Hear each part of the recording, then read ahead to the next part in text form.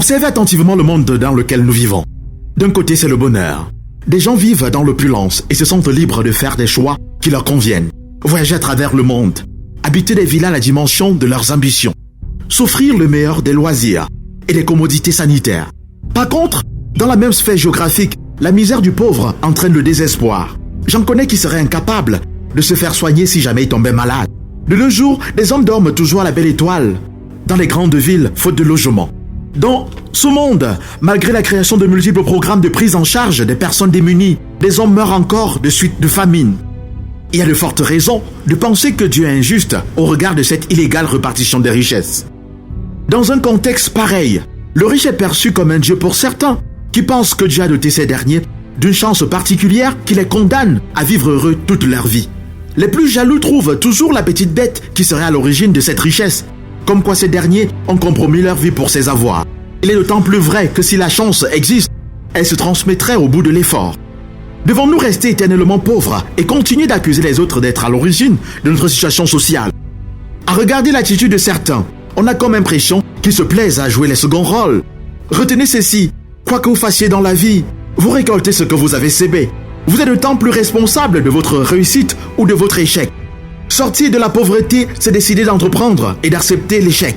Si vous avez peur d'échouer, alors oubliez la richesse, car l'échec fait partie de la réussite. Les grands de ce monde, qui sont des exemples irréfutables de réussite, sont passés par là. N'abdiquez jamais devant les difficultés, quels que soient les facteurs extérieurs qui peuvent vous démotiver.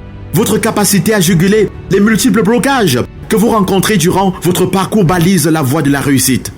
Mais pour y arriver, il faut sacrifier bien de choses. Habituellement, nous sommes attachés au plaisir de la vie et il devient difficile de s'en détourner. Les jeunes de notre époque fréquentent régulièrement des boîtes de nuit. Ils s'empiffrent d'alcool tous les jours dans les débits de boissons. Ils sont friands d'objets de luxe. Un seul jeune peut avoir, lui tout seul, 2, 3, voire 4 copines.